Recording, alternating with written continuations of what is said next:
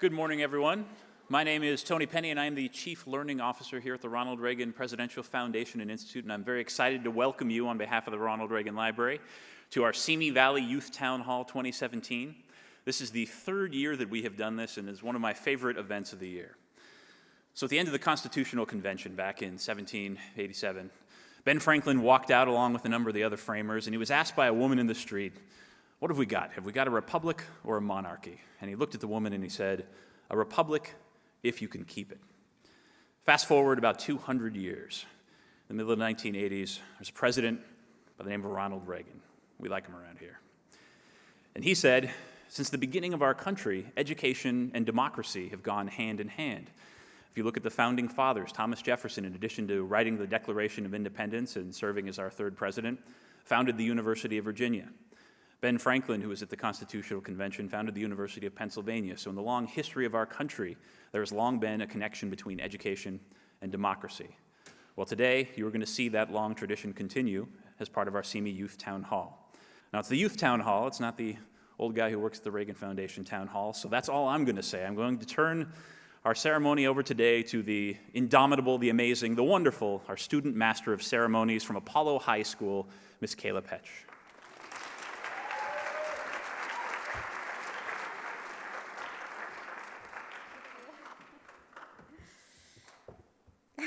Hi. Good morning, everyone. I am here to welcome you all to our third annual Simi Valley Youth Town Hall, hosted by the Ronald Reagan Presidential Foundation and Institute and the Simi Valley Youth Council.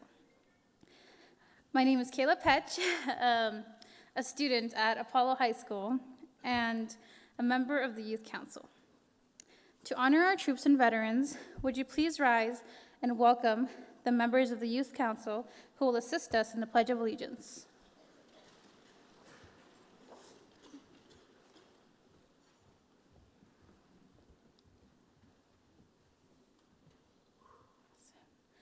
Ready? Begin.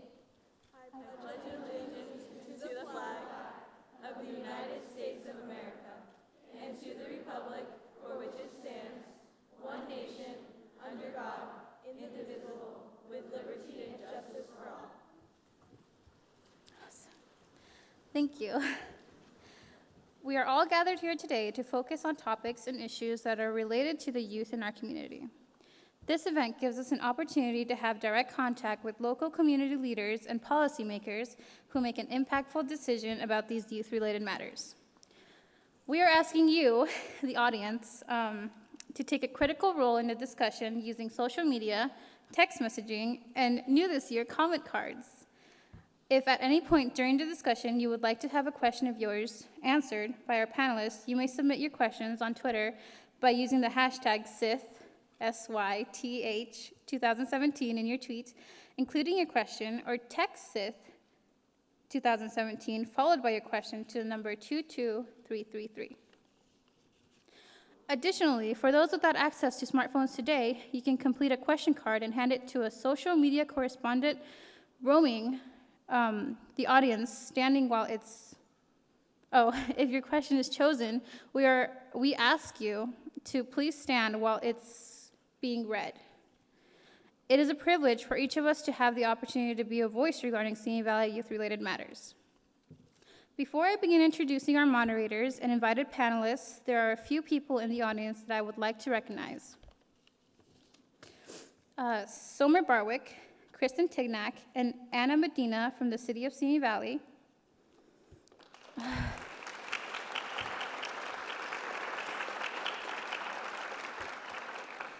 Ronald Reagan Presidential Foundation and Institute, Joanne Drake.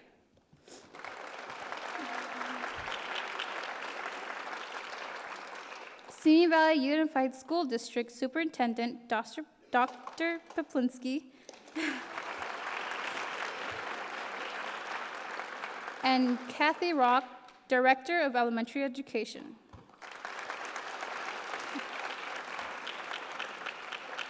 Mayor Pro Tem Mike Judge. Councilwoman Dee Dee Kavanaugh. And from Assemblyman Acosta's office, District Director Shannon Bronson.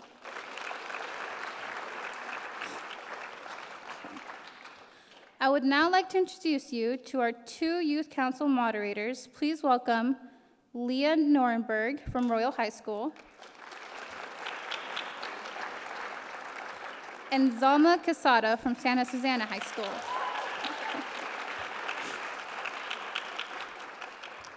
We have been honored with the privilege of having 4 outstanding panelists who represent different offices in our area.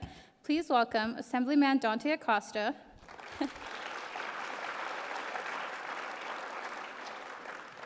representing the 38th District for the state of California. Having a background in business and local government, Assemblyman Acosta focuses on bringing common sense solutions to the political climate of Sacramento. His legislative packet this year focuses on public safety and district issues, including the Allison Canyon leak. Awesome. Our second panelist is Simi Valley Mayor Bob Huber.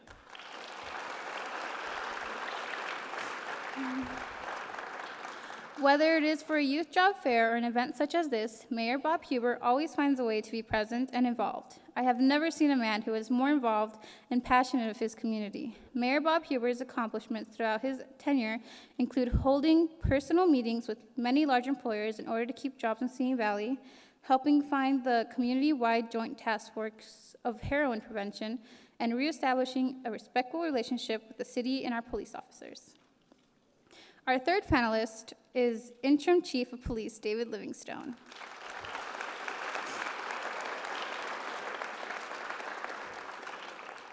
Throughout his 26-year law enforcement career, listen to this, Interim Chief Police Livingstone has served as a patrol officer, senior officer, detective, sergeant, lieutenant, commander, and a deputy chief.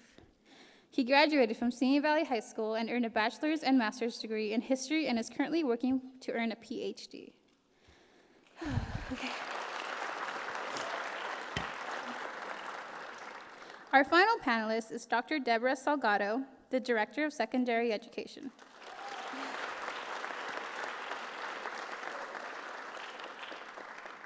For the Simi Valley Unified School District, Dr. Salgado holds a Bachelor of Science degree in Health Education and Doctor of Education in Organizational Leadership K through 12.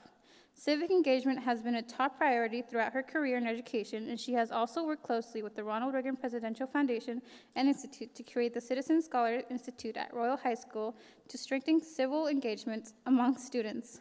Thank you all for participating today, and let the Youth Town Hall begin.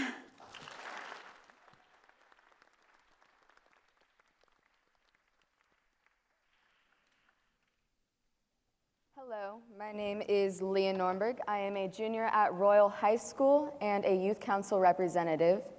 I will be serving as a moderator for this event, and I would like to welcome you again. Hello, my name is Zalma Quesada, currently a junior at Santa Susana High School and a youth council representative. We want to remind you to stay involved, text in questions, and send in your comment cards, because this is a youth-led event and we need your help. We would like to give each of our panelists the opportunity to introduce themselves to the audience. Please take a few minutes each, starting with Assemblyman Acosta. Well, thank you, Leah. I appreciate it. And thank you to the Ronald Reagan Foundation and Institute for hosting this today, and for all my fellow panelists and the moderators, and all of you for coming. This is an important time, particularly for the young folks here in the room of your life, that you're engaged, and you're engaging in the public discussion and discourse with your elected officials and community leaders, and that's a very important thing for you to be doing. I was elected this last November to the 38th Assembly District, which encompasses the Simi Valley, the northwestern portion of the San Fernando Valley, and the entire Santa Clarita Valley, where it's been my honor to serve on the City Council for the last several years, so most recently as the Mayor Pro Tem of the City of Santa Clarita. I have an extensive business background. I've had family-owned businesses. I've been an actor. I grew up in an acting family.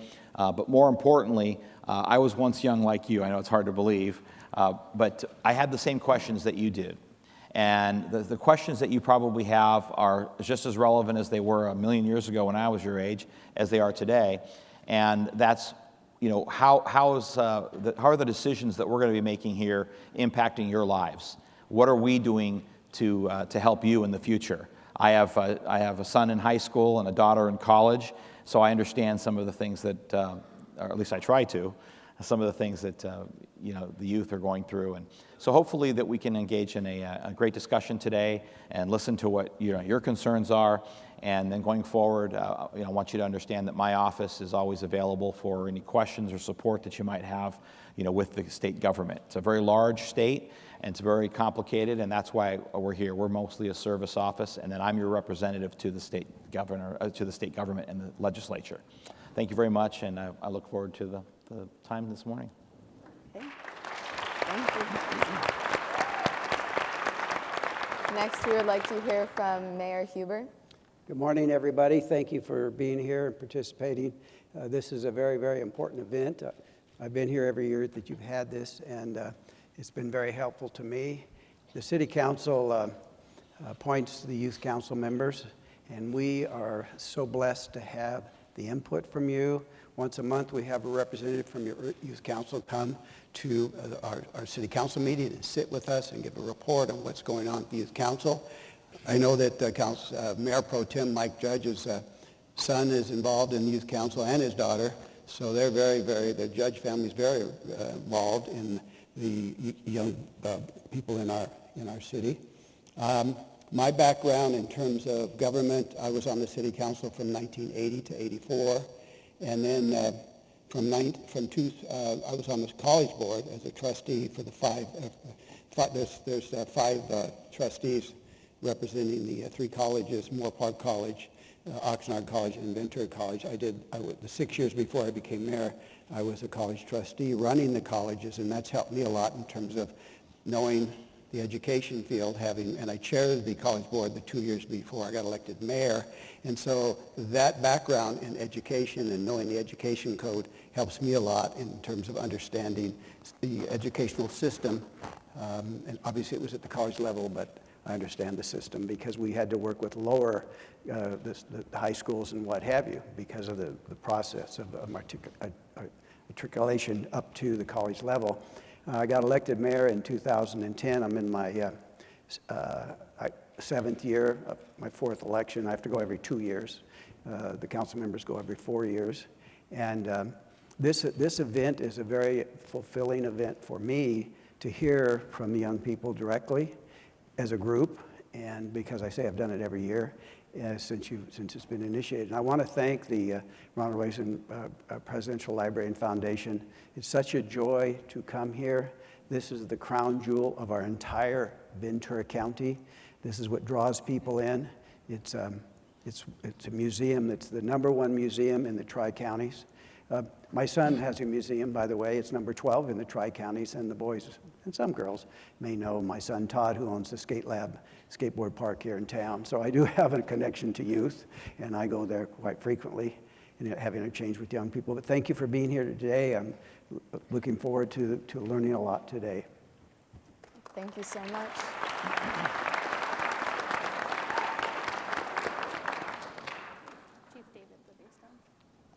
Thank you very much.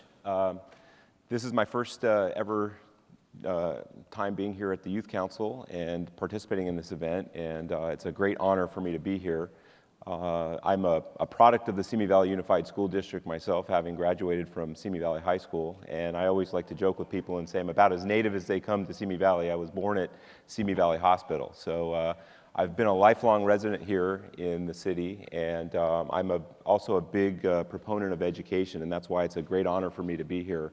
I've spent a lot of years in the police department doing a lot of various different things. There pretty much isn't any unit in the police department that I haven't worked at from the ground level up. So I started out in my career as a meter maid or a parking enforcement officer, and when I was 18 years old, so I got involved with the police department at a very young age.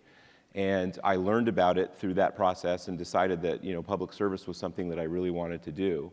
And I went about going through the different areas of the police department, from patrol officer to detective to through all the different promotions. while I was doing that, one of the unique things about being a police officer is that you have to be a lifelong learner in the police department, and you also have to be you have to have strong academic writing skills. A lot of people see police officers on television and they think that we always run and crash through windows and chase bad people and do all those things that you see on television. But as most police officers will tell you, 90% of what we do involves written work. We have to prepare reports that have to go to court. And those reports have to be, complete, and they have to be thorough. And so I learned about, academic, hard work in the police department. So I started to branch out and go into getting my college degrees. Because I started out so young, I didn't have a chance to go to college. I got right into the police department. So I went through Moorpark College and Cal State Northridge, and now currently I'm working on a doctorate in history at UC San Diego. So why I emphasize that is that you should all become lifelong learners. It's so important. Education helped me become a better police officer and actually see the world through a different lens than had I just stayed in the police department and gone through all the different ranks. So I also actually have had an opportunity to teach. I taught at Moorpark College for 5 years. I taught Western Civilization, and I've also taught for the last 7 years. I've been teaching at UC San Diego in a part-time capacity. So again, I'm looking forward to this. It's a great opportunity. I want to thank the foundation and the Youth Council for the opportunity, and I look forward to answering any of the questions that you have that I can tell you about what we do here in the city to serve. Thank you.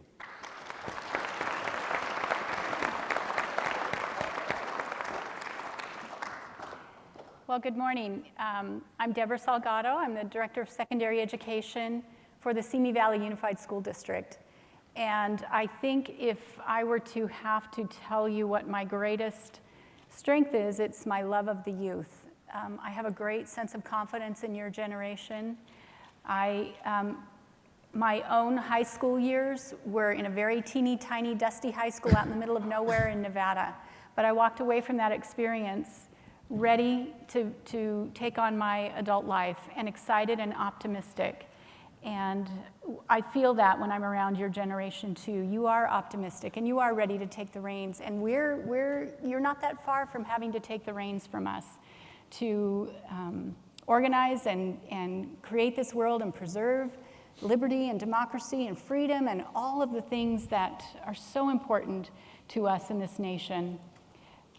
I started as a math and science teacher, and my next job was what we call a TOSA, Teacher on Special Assignment. From there, I was the activities director at Royal High School, and then was asked to be an assistant principal. And after that, I was asked to be the principal of Royal High School. Loved my years on school campuses. Being amongst you is amazing. And not afraid to see what your generation does with the nation as we are getting ready to turn that over to you. I'm really glad to be here. I was grateful to be asked. So, thank you.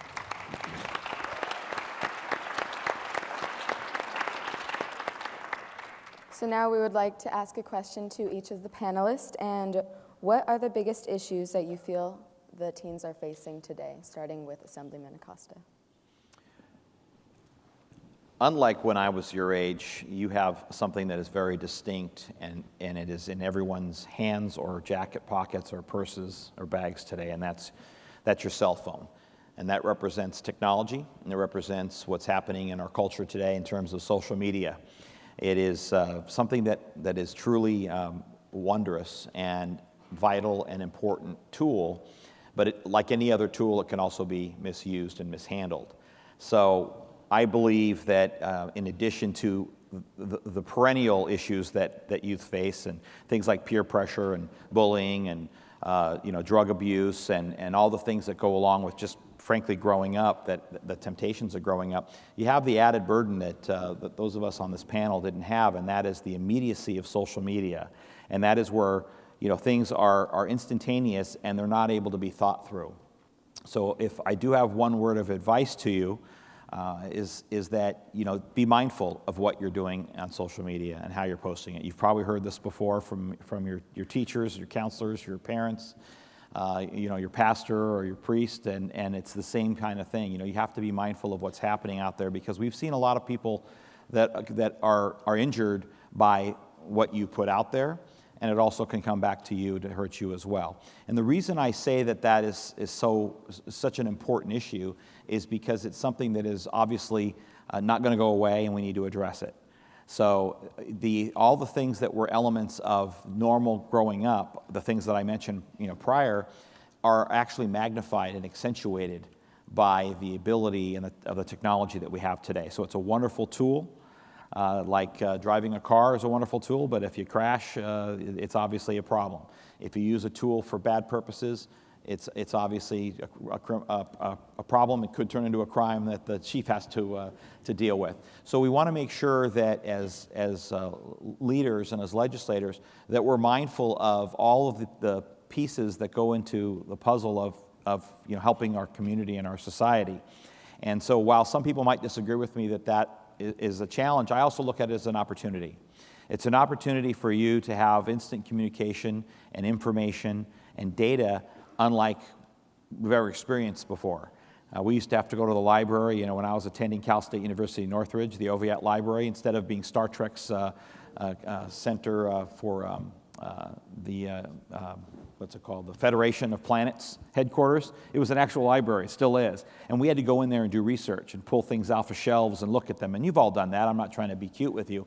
But today, all you have to do is pick up your phone and look something up, and you have up-to-date, mostly accurate information. And we have the world's information at our fingertips. So while it is also a challenge, it's certainly a wonderful tool and a great opportunity for all of us to enhance our knowledge and our experiences with one another. You're able to pick up the phone and call your long-lost cousin who lives in Germany or somewhere else. So I would just caution you, like any other tool, it can be abused, and like any other tool, it can also be a very useful piece of the puzzle. But it also dovetails very nicely into education, which is probably the most vexing thing that I think we're facing a bit of a crossroads in our society today, because education is so vital to all of you and your futures. Whether it's trade school, learning a trade, learning how to repair the very devices I was just talking about, or going into other fields like the law, like Mayor Huber and others. You have to actually continue to be a lifelong learner, like the chief said. So I would encourage you to use some of the things that are out there at your disposal, but use them wisely. Thank you. Thank you. Now, Mayor Huber, what do you think is the biggest issue? I think this is top of mind right now because last night the city has a group of people that we've appointed years ago called the Heroin Prevention Task Force. And we met last night. I'm the founder of the Heroin Prevention Task Force. I initiated it at the city. It came as a result of the largest meeting that I've had to conduct in my years as the mayor. Over 300 people showed up from the Not One More organization because there had been several overdose deaths of young people. And our Heroin Prevention Task Force is chaired by Mayor Pro Tem Mike Judge. And he's been on it since the inception, as well as I. And there's 2 representatives from the schools, 2 representatives from the school board, and from the city council, and from the Recreation and Park Board, and the chair of the board of the Chamber of Commerce, et cetera. We've tried to touch the whole community.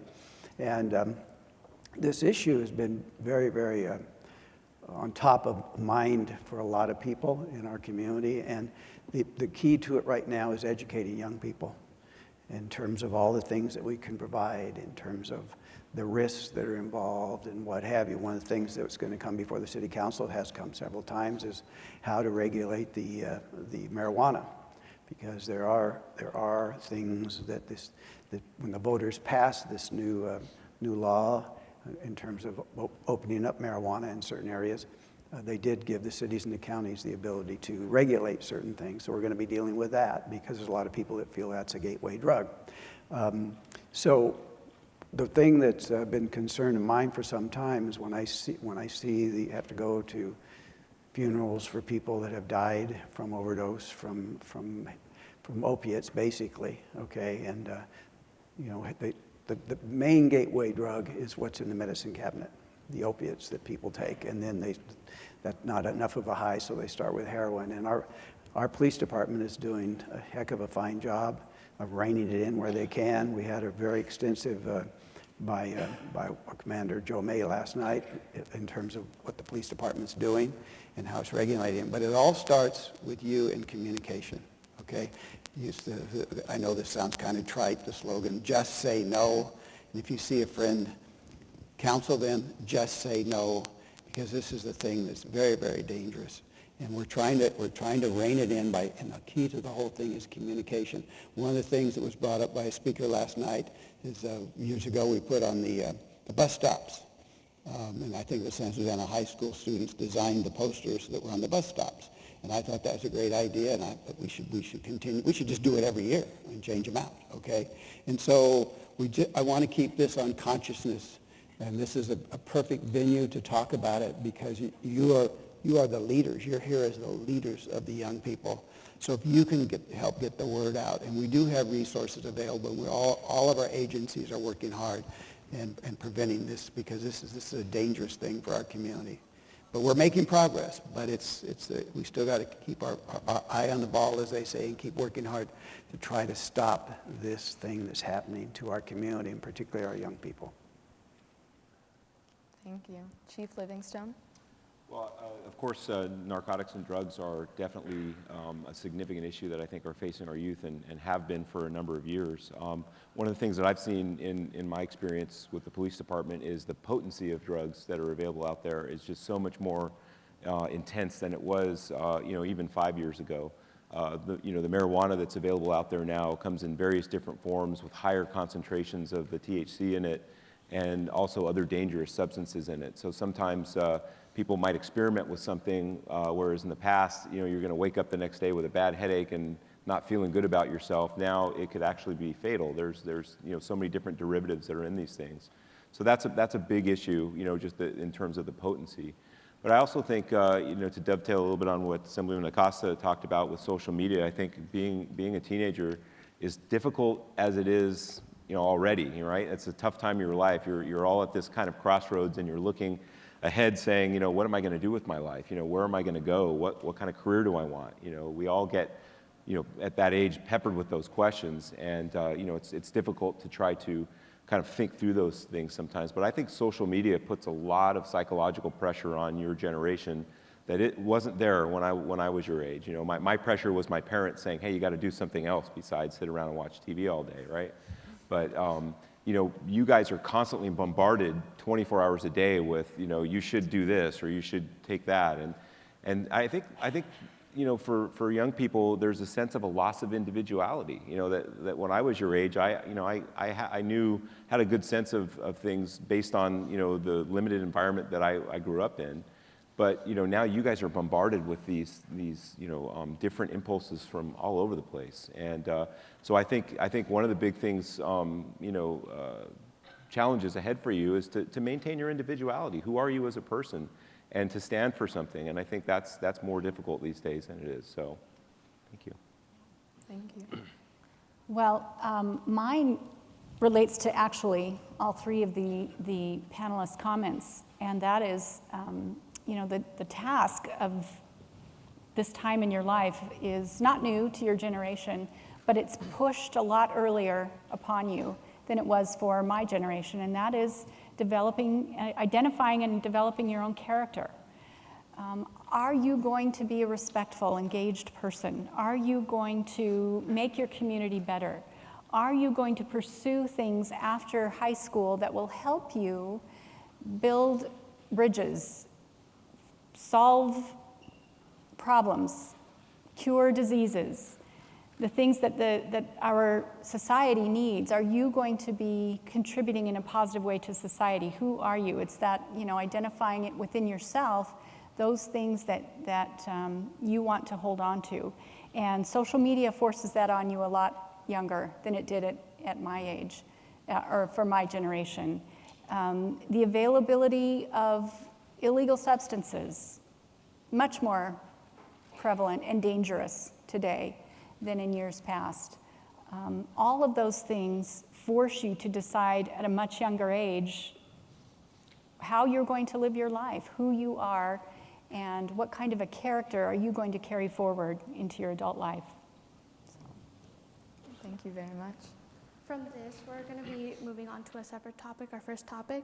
Following the election, the country has felt a significant shift, and many people are feeling the country is divided. Assemblyman Acosta, what advice would you give to youth to navigate through this contentious climate?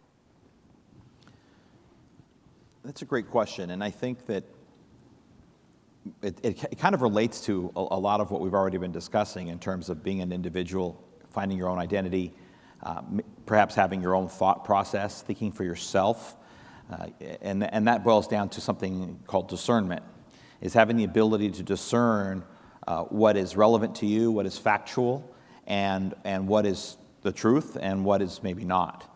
And so what I would encourage youth to do, and young people your age, and probably at any age, there's young people at my age too, and I would encourage you to, find your own sources of information, not just take and digest what's given to you.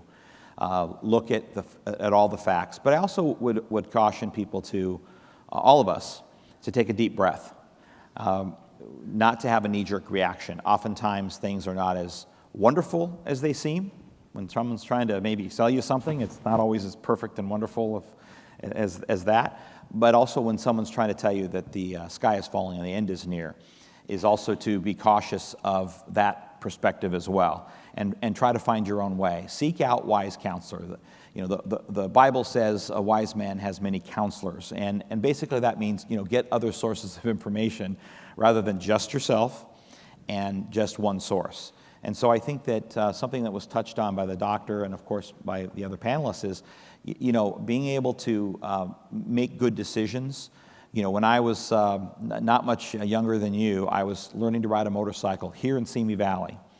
And my motorcycle instructor was also my 6th grade teacher, so I was a little younger than you.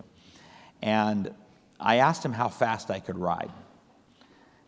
Was I allowed to ride on the track? And he looked at me and he said, just use your own good judgment.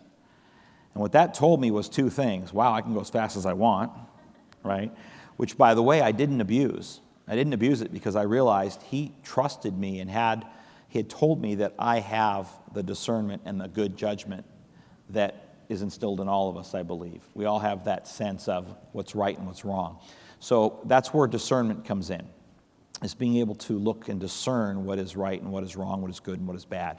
And so to the specific question that was asked, I think that you just need to make sure that you're looking for and choosing many sources of your information and not just 1 or 2, and thinking for yourself, but have other counselors, other advisors. I have other advisors. I talk to people like your chief. I talk to people like your mayor. I'm going to rely on Dr. Livingstone going forward for my job in the assembly. And I talk to other people that are my counselors as well. And that includes many of you. I want your advice and your input, and I encourage you to do the same thing, is try to get advice and input from many people, not just a very narrowly focused area. Dr. Salgado, how is the school system supporting students on the issue of individuality? Okay, very good question. We, as a school district, are committed to being inclusive and having our doors and classrooms open to all students. And as we work with our staffs, as we work with our students, we all learn how to do that better and to respect each other and to work toward educating ourselves and educating our students and educating our family and community as to what kind of a school district do we want to have. We want to be inclusive, and all students should feel safe and welcomed on their campuses. And beyond that, we want all students to have access to all of our classes so that we're not closing any doors. We are opening the doors for our students and for their families and doing all that we can so that everyone feels safe and can access a rigorous education that will help them be prepared academically and emotionally and socially for their adult life. Thank you. Chief Livingstone, are there precautions that the police department is addressing in relation to the tension caused by the election? Well, one of the one of the things in terms of some of the division over the election that happened right after that was, and if you've looked in the media, we had a crime that occurred outside of one of our local mosques. So again, a lot of times, like Assemblyman Acosta said, you have to be careful what comes out in the media. And again, I don't want to harp on social media as much, but a lot of times you read things in sound bites, and so you're only seeing what, reading a headline and not really looking into it. And in that incident, it was classified as a hate crime, and anytime, obviously, a crime is committed in furtherance of, racial identification, or somebody is attacked because of their ethnicity, then we take that very seriously. So what we did from the police department standpoint is we reached out to the local mosque where this took place, and we spoke to them.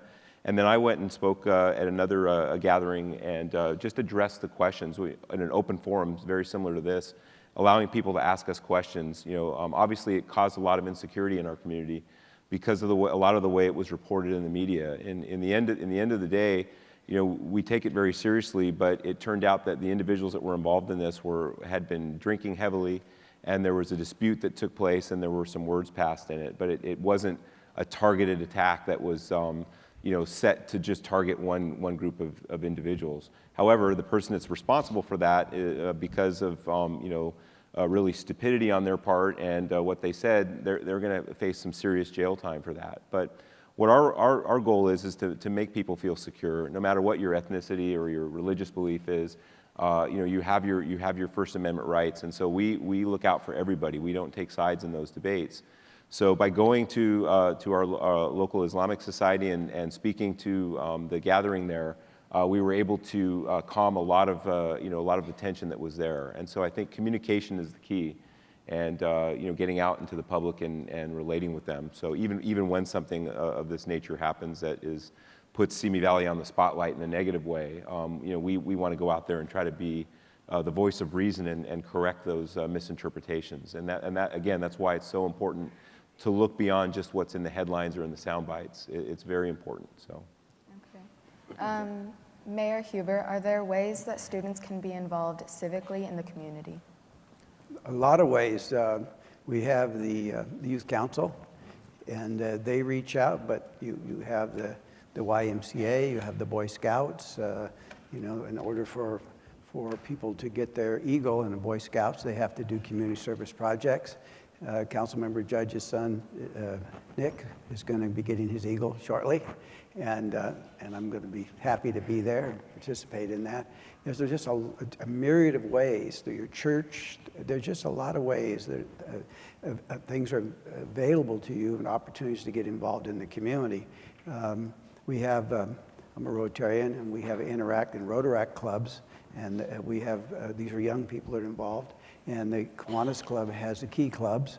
I mean, there's just so many opportunities for young people to get involved in the community. And the beauty of that, okay, it's I use by example. I hope I keep this straight. We had a fellow by the name of Danny Thomas who founded St. Jude's Hospital, okay? And he had a daughter, Marlo Thomas, and she quoted her dad, and she said, that people who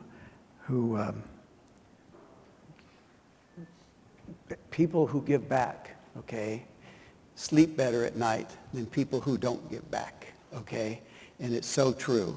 And so there's this thing of getting out and helping someone else will bring such joy and satisfaction to you in enrichment of your life, that you've helped people downtrodden or whatever the case may be.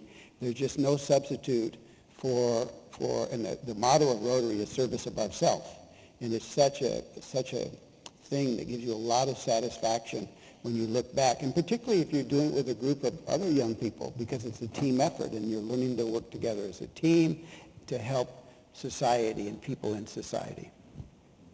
Thank you. We're going to take a quick question from our media table.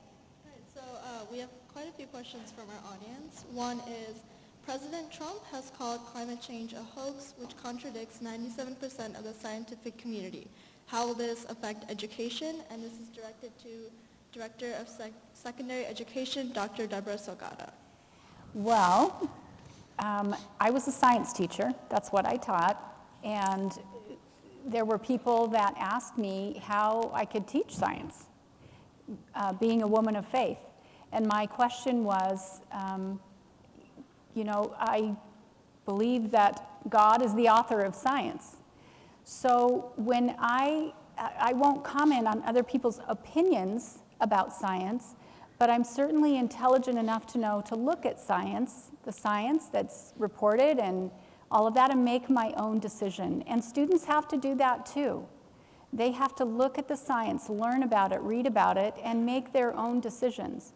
Because you'll always find opinions on any topic that fall one direction or the other, which is another reason why, as you obtain your education, that you learn how to be critical thinkers, that you can analyze data, that you can look at that and make decisions about it that fit in with what you know and what you understand. All right, and thank you. Thank you.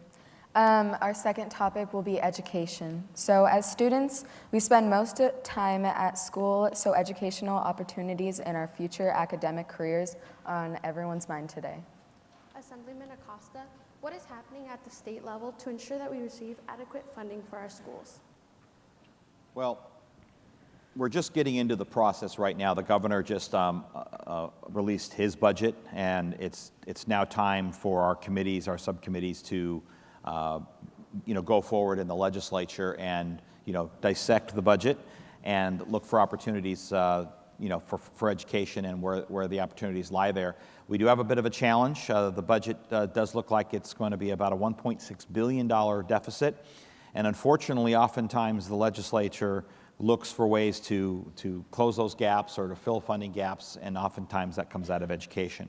But I will tell you this, I don't serve on any specific education subcommittees, but I do serve on some very important committees that do have some relevance to education process, and I certainly have a vote just like everyone else. And I can tell you this, I am a firm believer in education of all forms.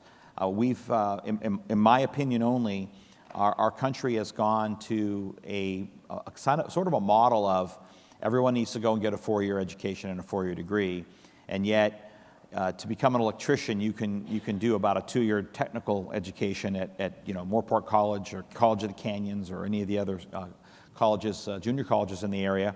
And the average electrician today starting makes around $55,000 a year. So when you think about what do you want to do? Do you enjoy working with your hands? Do you enjoy working with your mind, or both? In the case of an electrician, what is it that you want to do? What do you see yourself doing? And then pursue those avenues. And something we all have touched on about education and about discernment. I've heard a phrase my whole life, and it's readers or leaders.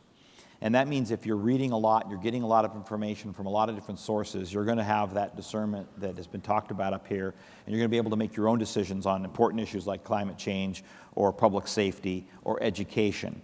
So I would encourage you to, no matter what happens at the state level and the budget side of things, that you focus as young people on getting your high school education. Some of you are already taking college classes in this room, I'm sure. Probably many of you are. Certainly your AP courses are a great opportunity for you to expand and get education from the college level. And if you decide to go on to the university level and get your undergraduate or graduate or doctorates here, that you pursue that with fervor, but you also look for ways to talk with your legislators, like myself, like my staff that's here today, and you make sure that you're involved in that process and you're being mindful of what's happening in your state legislature. So I will be monitoring the things as we go forward, and I encourage you to make sure that you give us feedback relevant to what your needs are in the education realm. Okay, we're going to go back to the social media table for our next question. This question is posed to Mayor Huber. What's your plan in bringing in more businesses and stores in Simi? That's a good question. It's timely. Just last week, we had a meeting with representatives from the Chamber of Commerce on this very issue. In 2012, I presented to the City Council an economic plan, and it was adopted by the council, and it's been our guideline, and we review it every 2 years. We just had a review of it, and we're very, very active. We have a deputy city manager whose primary responsibility is to bring in businesses and talk to businesses. I go out and talk with business people. One of our council members is on the Chamber Economic Development Committee, Keith Mashburn. And we just recently hired an agency to do some marketing for us. But we're very, very aggressive. And what we've done since we initiated the economic plan, we streamlined the process for people to get permits that want to open businesses here. We have and one of the other things in the plan that I authored was to have a sliding scale for business people in terms of what the fees will be. And we've adopted now, and we just re-adopted it. If a business has a gross amount of money that they take in, $300,000 or less, there is no fee to have a license to have your business in Simi Valley. So we have a myriad of things that we're doing so that when you come here as a prospective business person, you know that the city wants you and welcomes you and will work with you. We've streamlined the process for businesses that want to come in and open a business, so it doesn't take forever to get your business open. Sometimes we don't have all of the ability to streamline that because sometimes there's state regulations that the state has to be involved in, county regulations. I mean, there's a lot of environmental regulations that are enacted by the state that put roadblocks in front of businesses, and so they have to take time to work it through and what have you. Prime example is we are in the process of opening our shooting range for our police officers, and it's taken a lot longer than what we had anticipated because they had some environmental issues that we had to deal with that took us like an extra 6 months, okay? That's not a city issue, okay? In that particular case, if my memory serves me correctly, it's a state regulation. And so we as a city can only deal with the regulations, meaning the laws that are city laws in terms of streamlining stuff. There may be other regulations that are controlled by the County of Ventura or the state of California, and we have no control over that. And we're not, by the way, we don't blame that on other people. It's not our style. It just is what it is, okay? And we try to work with the agencies, and we have an excellent working relationship with our County of Ventura and the state of California. And they do expedite things for us as best they can within the laws. I have a saying that I say at the council meetings ever so often because it's sort of I vent it, okay? I release a frustration. Government moves painfully slow. And it's at all levels. I hate to say that, but we've got all these regulations that we have to work through. What we've tried to do as a city council is streamline the regulations. So if you want to do business in our town, you know what the ground rules are and you know how to work through it quickly. Thank you. Our next education question is to Dr. Salgado. Speaking about opportunities for students, many students are interested in learning about important life skills before they graduate, such as how to do taxes, balance a checkbook, apply for a loan. Are there any opportunities for students to learn these life skills? Well, we do have evening workshops that are often conducted by our college and career centers, where they will help you fill out your applications for scholarships, for applications for universities. We do have some classes that teach how to keep a checkbook. They're not across the board, and it's certainly not a requirement for your high school diploma. What was the other one? Tax returns? I'm not even sure how to do that. So we haven't undertaken the how to fill out your tax form course, but so yeah, that's what's available. Well, thank you. Chief Livingston, there may be students in the audience today who may want to have a career in law enforcement. Could you talk to us about the Explorers program and how it would best prepare students for a career in law enforcement? Yes, we have our Explorer program works through the Boy Scouts of America, and it is an opportunity for young people to come into the police department and volunteer and go through a training program and to actually get to see what the career is all about. And that's such an important thing, I think, for any career, not just law enforcement, because when you know, especially law enforcement, when you go into this type of a job, there's a lot that goes into the preparation work for it. So, you know, you have to go through a lengthy police academy, which is about 26 weeks. You have to get yourself in the best physical shape that you can. You have to learn all the different laws and the different regulations that are required of police officers to know and to interpret when they go out in the field. So if it's something that you just go in and go through all this hard work and then it's not for you, it's really kind of, you know, a difficult thing to look back on and say, well, you know, okay, I've spent all this time and all my energy to do it. So the Explorer post actually brings you in, and you get to go on ride-alongs with the police officers. You get to participate in volunteer events. We do several events up here every year at the Reagan Library with traffic control. They also work at the Cajun Festival and the 4th of July show every year, and they're exposed to the men and women of the police department in a manner that they can see what they do on a daily basis. You know, like I said at the beginning of my presentation, you know, law enforcement, what you see on television isn't like that. You know, that's only a very, very, very minuscule part of it. We have a saying in the police department that, you know, being a police officer is like, you know, 1% sheer terror and 99% utter boredom. You know, a lot of writing of reports. So we expose the Explorer Scouts to different writing assignments and things like that so that they can understand that there is more to it than just getting in a uniform every day and going out and driving fast in a police car with lights and sirens, which is fun, by the way, but it's one of those situations that doesn't happen all the time. So, but again, it's something that if you're interested, you should definitely come to the police department and look into it, because it's a good way. It's how I got my start. Again, I started as what we call a police service assistant.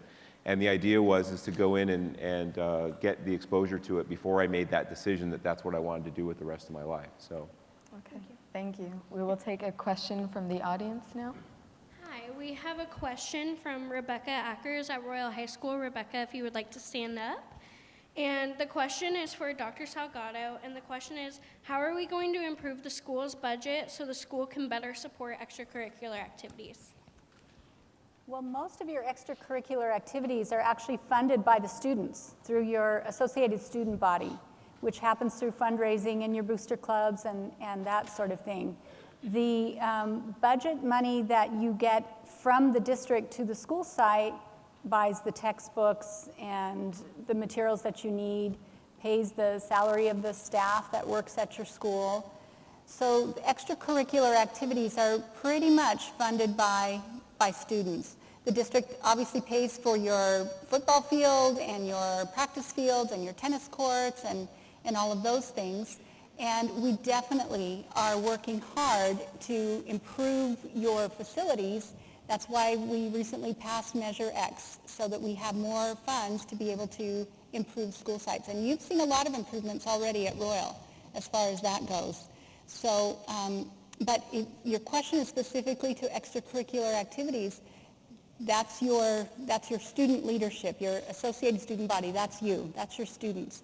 And there's a lot of good work that goes on, and it's actually very good practice for schools to do that, because it gives you a chance to be the leaders on your campus, to identify areas where you want to put more resources in there, to approach your leadership students, your ASB president, and make your desires known, what you would like to see more of those funds spent on at your school site. Go out and raise money for that, start a club. All of those things give students an opportunity to have some say and voice and shape their school environment as well. Does that answer your question? Okay. Thank you. So our last question before the rapid fire is for Mayor Huber. With many jobs being replaced by automation, what do you believe are some career skills that students should be focusing on to ensure they are marketable when they enter the workforce? Simi Valley touched on that a little bit. The sad news for a lot of fields is that computers are taking over the world. My wife is a retired bank vice president, and there will not be brick and mortar banks on every street corner someday. You'll have maybe one in a whole county or two in a whole county, because they're forcing everybody to go online, okay? And this is what's happening, and this is machines taking over everything. So you need to think of obviously, if you get in the computer field, you're going to have a job, okay? Because that's become an expert in computer science or whatever it may be. Also, there'll be other jobs that obviously will always be there, and as Senator Acosta talked about it, the trades. There's just certain things, auto repair, welding. I mean, there's just things that machines are not going to be able to take over. And so, you know, if I were planning today, and there's a career that I had that a machine won't be able to take over. The Cultural Arts Center here in this town was my funeral home.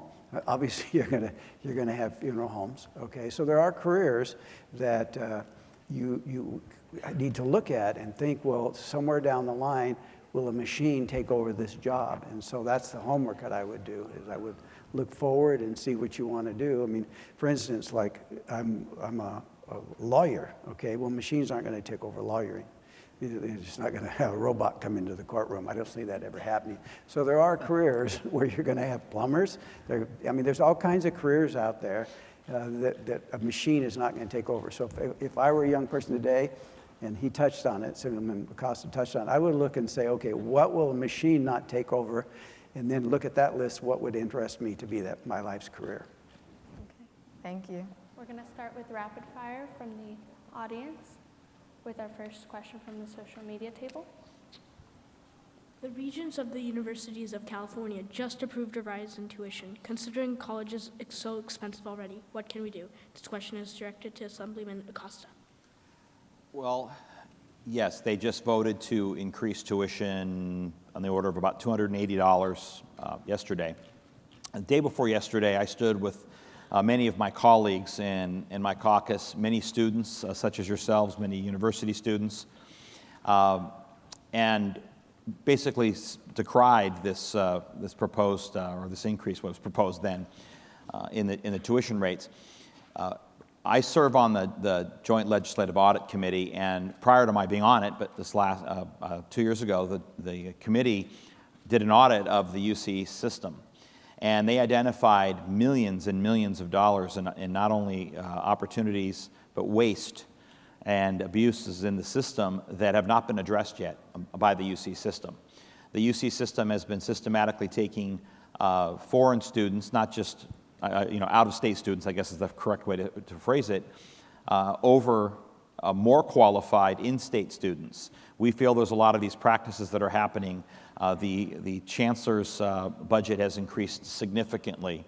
So we feel these are areas that need to be addressed over tuition increases. One of the ways that students can, I've been monitoring these questions that have been coming across the screen here that come over social media, and there were several that touched on this topic. And one of the ways that students can help themselves and afford is, number one, being involved in the process. So like you are today, is asking these tough questions of your legislators. So I'm on board with we shouldn't be increasing tuition costs. Let's just get that out in the open. But there are ways that you can help to ameliorate those expenses and to keep your costs down. One of them is, like we talked about earlier, make sure that you're taking your AP courses if you're able to do that. Doing the CLEP exam, or whatever the forgot the term. It's CLEP, right? Is it that you can test out of the college courses? Making sure that taking courses on the summer in your local junior college, things like that, which are going to be able to make sure that you get out of college a little sooner. But on the specifics of the question, we do not feel, and my colleagues and I and my caucus do not feel that the regents should be increasing college tuition on the UC system. And there are so many people from this area, from my assembly district, that do matriculate to the University of California system, as well as the Cal State system. And we're very concerned about the rising costs of that. So we're going to be looking into that and trying to force some changes there and help keep the cost of college down. Okay, thank you. Our next question is from the audience. I have a question from Alexandra Thompson from Royal High School. Alexandra, can you please stand up? Her question is for Dr. Salgado. How can Royal High School's IB program be improved so that it is open to all types of students and not just those who can afford it financially and time-wise? Well, very, very good question. We've actually started the Equal Opportunity Schools Initiative. That's been very successful at Royal High School, and it's emerging at Simi Valley High School as well. Your question is specific to the International Baccalaureate. We are working on being able to fund students that need help taking the exams and all of that. We're trying to identify funding sources for that. There is not any student that we want to keep out of either AP or IB classes. We have worked last summer to build bridge classes for students that don't feel that they're prepared to take an AP class so that they can get prepared for that rigor, or an IB class and get prepared for that. The International Baccalaureate program at Royal is still in a very early growth stage. So the work that you do in that program, are you in that program? Okay. So the work that the students do in that program, and to be successful in it and to encourage others around them to take on those challenges and feel confident that they are going to be able to be successful in that, will improve that program greatly. A lot of your questions are around money, and understandably so. And we want to do all, and we are doing all that we can identify that we can do to make sure that money is not a barrier to any of our students for getting through your rigorous courses, taking the exams that you need to get the credit for that, getting those things on your resumes for your next steps after high school, for your college and all of that. And I would encourage any student that feels that that's a barrier to get into at Royal, into Ms. Lev's office to talk about the IB program and express your concerns about being able to afford it, and let her help you bring your fears down, because the school will find a way to do that.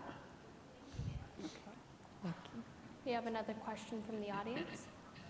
So this question is from Phil Dawson at Apollo High School, if you would like to stand up. And the question is to Mayor Huber, what is the plan to change the quality of the food in the school cafeterias? I will defer that question to the individual that just spoke out from the front row is the superintendent of schools who runs the whole school district. I will defer that to the school people. The city has nothing to do with running the schools. We also have a question from the social media table. This question is directed to Chief Livingstone. Is there the climate of, is there a way we can fix the climate between the community and the police? Well, I think there's always room for improvement in any relationship, but especially with the police and the community. Obviously, there's been a lot of high-profile events that have taken place around the country in terms of police relations with the community. But here in Simi Valley, we have a very, very strong relationship with our community, and we have a very supportive community.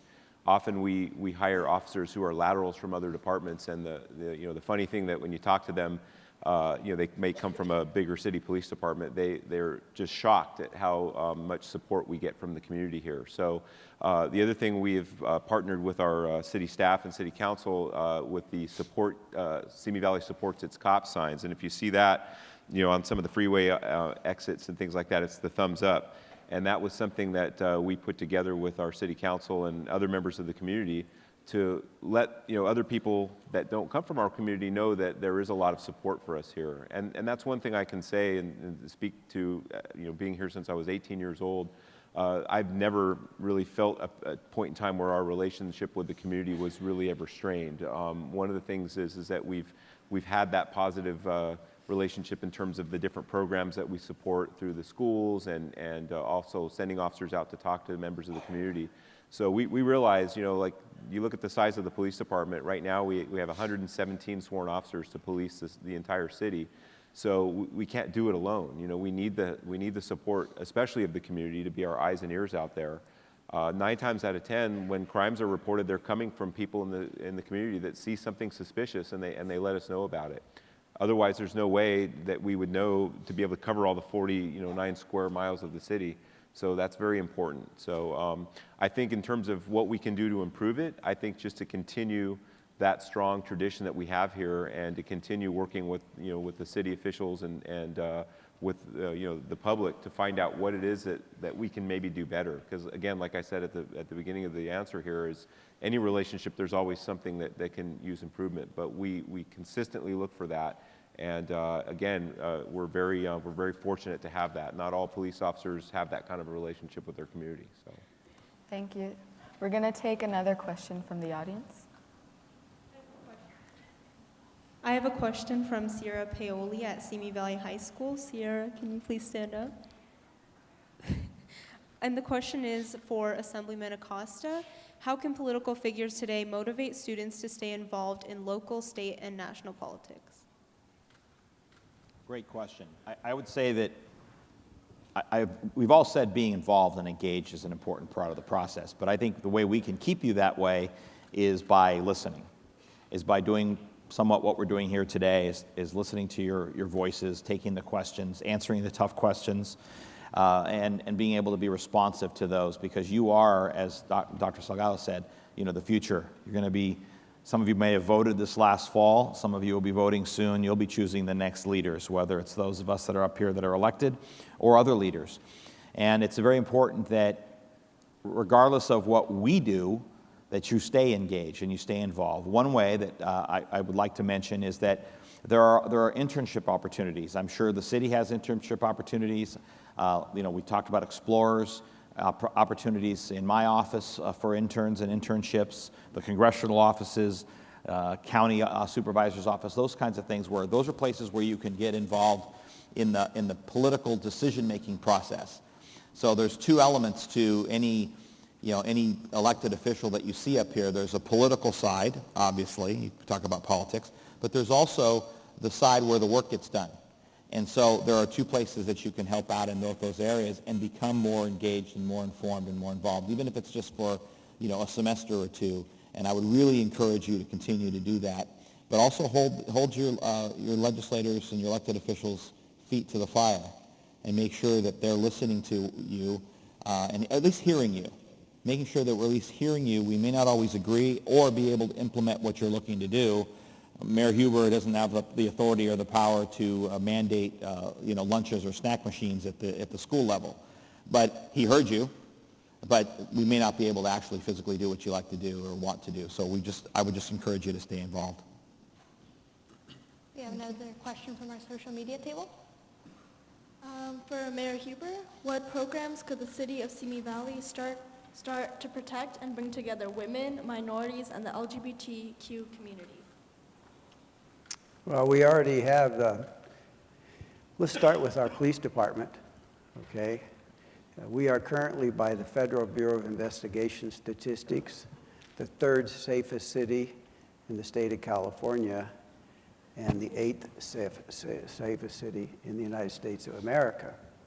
So we, in terms of protecting, and another thing that helps us in our city, we probably have more public safety people living in our city, meaning police, fire, FBI, what have you, in our city limits, more per capita than anywhere else in the world.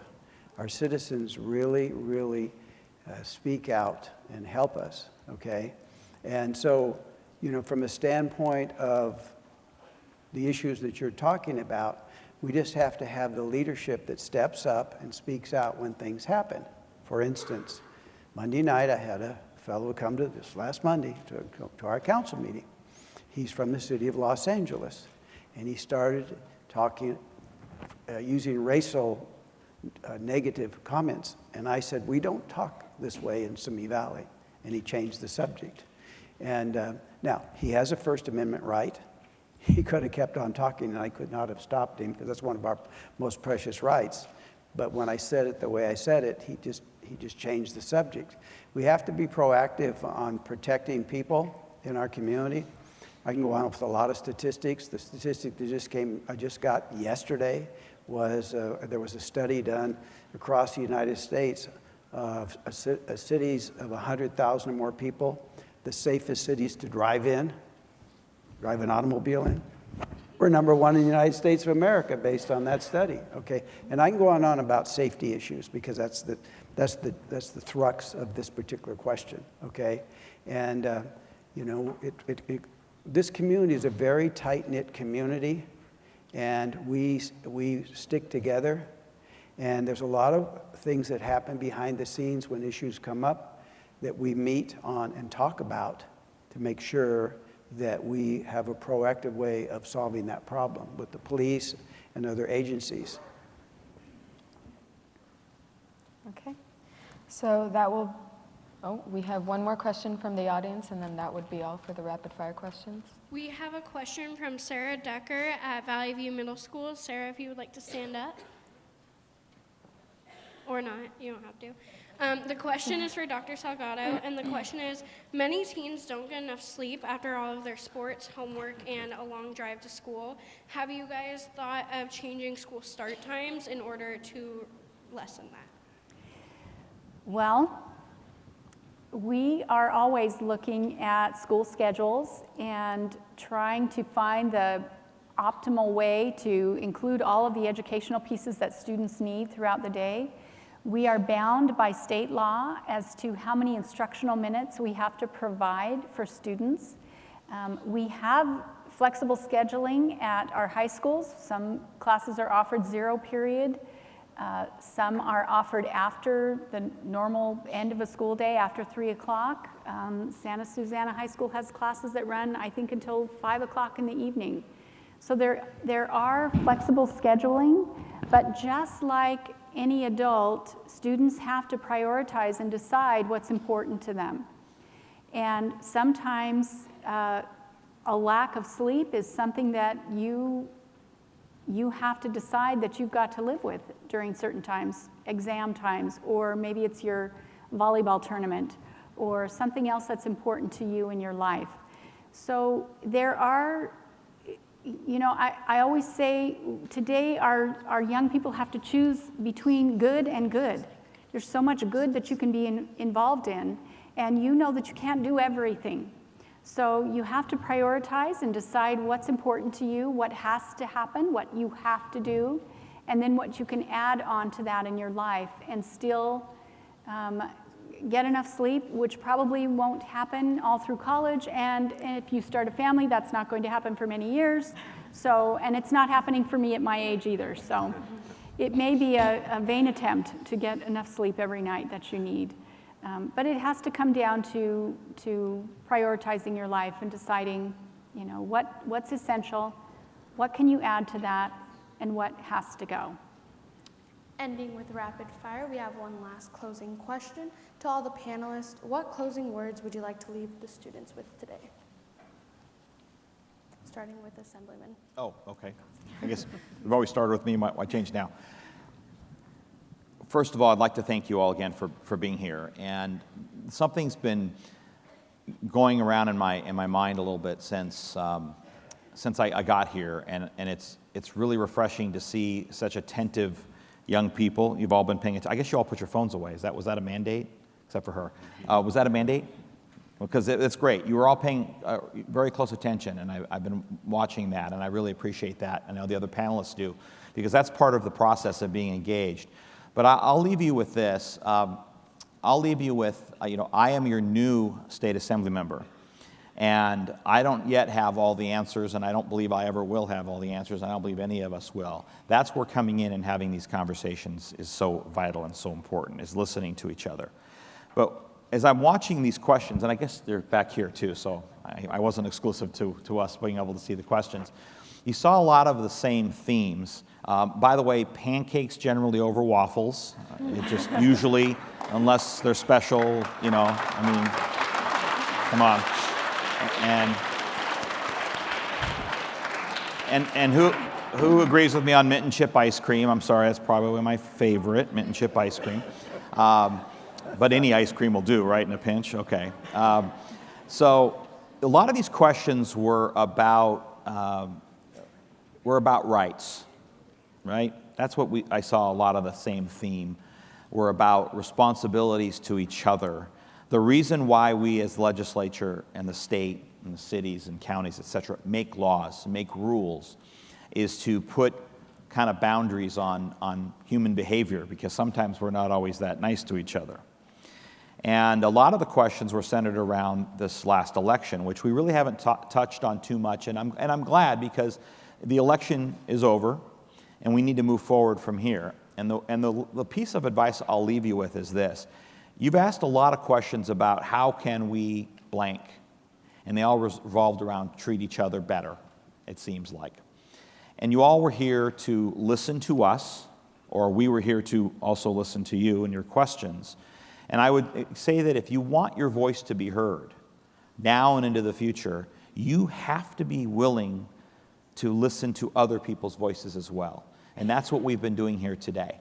We've been having a dialogue. We've been having a conversation, if you will, about issues, and some of them important, some of them difficult and challenging issues. And sometimes we've all been put on the spot and been asked a question that we didn't like or didn't want to answer. In your young lives, it's like, did you break this, or did you forget your homework, or did you really fail that math test, or something like that, and you don't want to answer it. But having the ability to communicate with each other is the only way that we're going to be able to solve our common challenges and come up with solutions.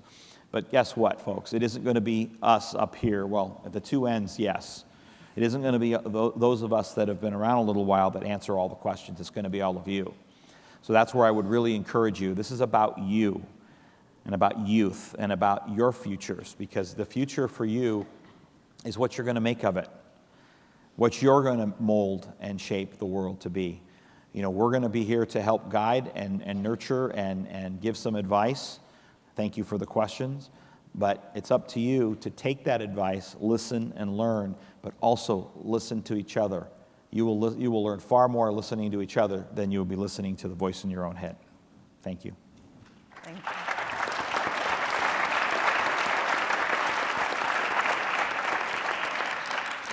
you. During the last 6 years as mayor, I've had the opportunity to deal with a lot of issues. And in addition to the council meetings and the input we get from there, we get emails, and I also do a town hall and have done one every single month for the last 6 years, where I can meet with people personally and groups and what have you. And these questions are very insightful. The thing about the process for all of us is knowledge. Knowledge is power, okay? So you hear these things, and every election there's some contentious situation when it ends, and we're in the fallout of that, and that'll die down. It's happened before in my lifetime, and it'll die down.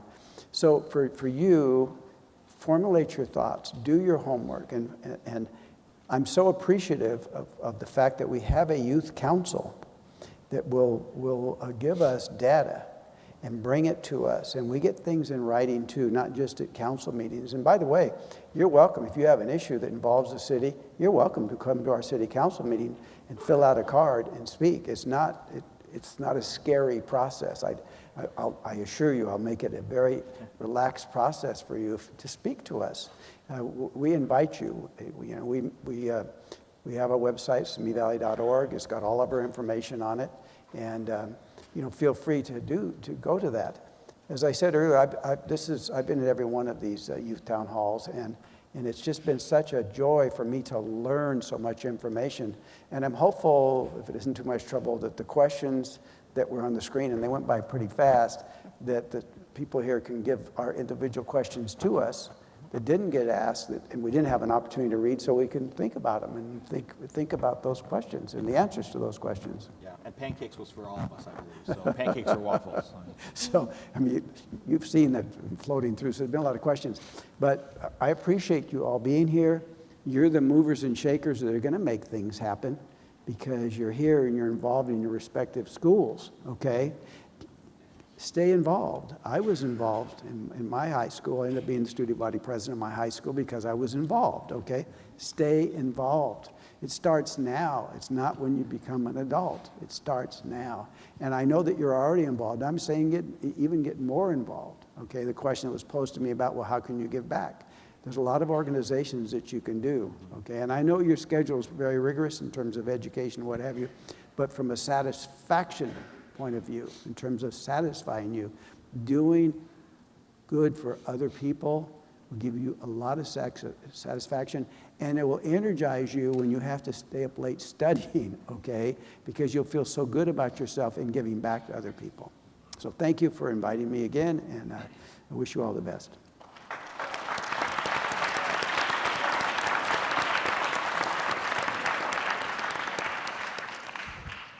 Well, again, I'd like to echo my thanks, for having me here. This was my first one, and I hope there are many more to come in the future. In terms of pancakes or waffles, I'm not really too skilled in those two things. Donuts is my trade, stock and trade.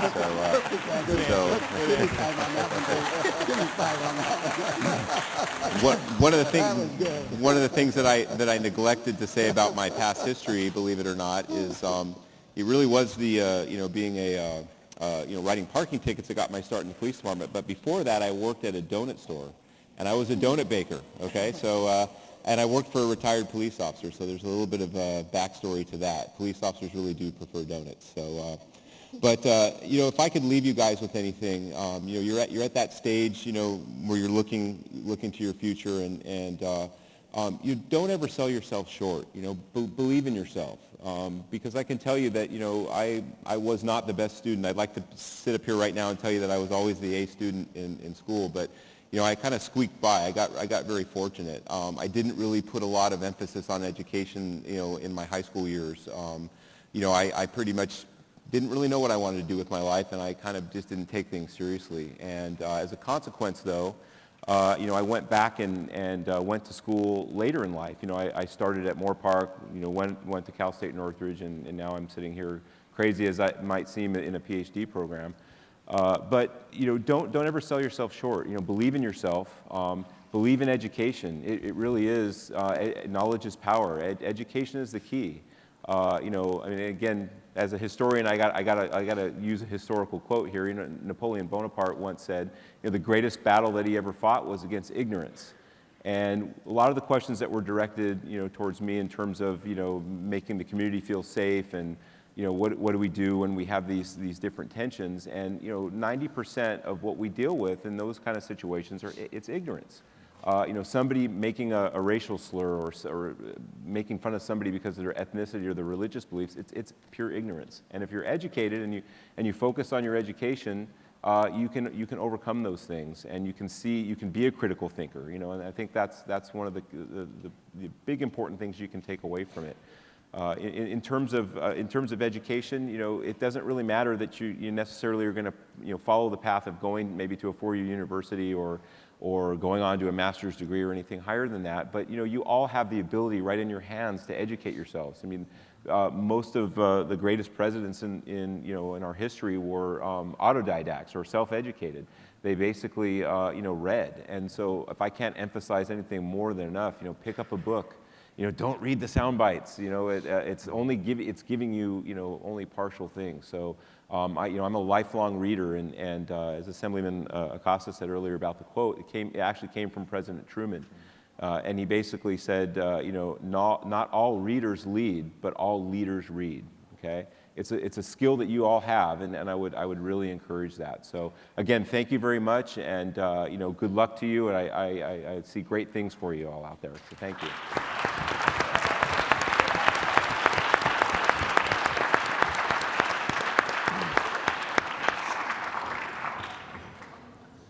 My dad was born in 1929.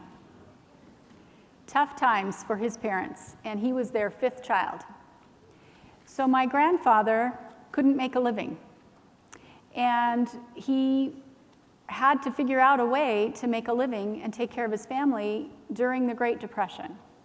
So there were a lot of things that he tried. And not knowing anything much about the Great Depression or my family history, I was at my grandfather's house one day, and he had this beautiful, huge stereo. Now back then, stereos and TVs, they had big radio tubes, and they don't look anything like what you're thinking of as a stereo. And my mom told me that my grandfather built that stereo. So I assumed that my grandfather had gone to school and learned how to do that and all of that, and I asked him, and he said, no, I read. I went to the library, I found material, and I read, and then I tried it. So I would encourage you not to confine yourself to the education that by state law you have to have in order to get your diploma. Yes, you've got to do that. That's foundational for you.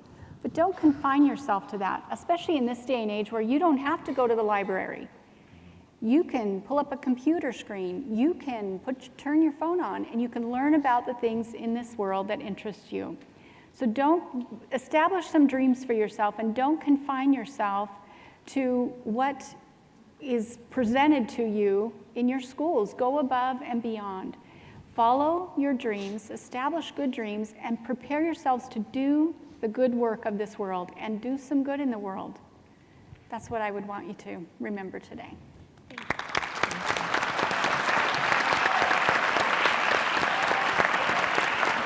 Thank you.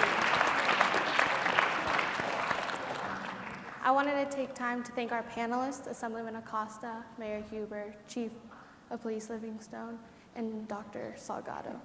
Thank you for taking time out of your day to come speak to the youth and advise us over our concerns. We really appreciate it. On behalf of the Ronald Reagan Presidential Foundation and Institute and the Simi Valley Youth Council, thank you very much.